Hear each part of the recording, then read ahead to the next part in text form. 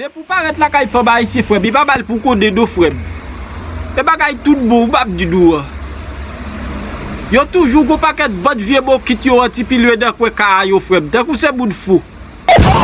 John retourne. Yo toujours go paquet bot vieux ti galo l'huile frère. Tout côté yo jodi yo rabasse yo frère. Yo anti pilé yo de quoi ka yo frère. Te coup c'est bout de cap vendre si oui frère. Et des chanteurs parler.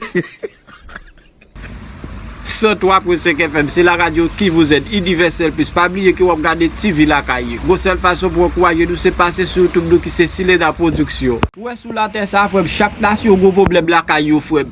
Et bagay tout beau, bral du doux.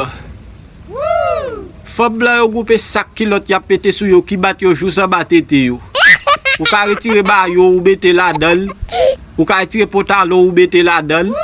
Ou ka retire te disson ou bete la dan lo fi dou pa djel dan do wap rale koto vlavel frère. Faut ba isi goupe kod yap mette ba de yo frère. Ka bruto ka kase kod tan pou lay manje jade bout bou yo coupe tete ou pour kilot ba de bon frère pour faire tout de kod ou bete dans tete frère. Et puis l'autre de yo passe kod sa ba de yo frère yo tan kou se bou qui a preacher sous tout bout yo lever ba yo dans tête yo frère pour qui kilot yo bete ba de yo frère. Coisa que é isso?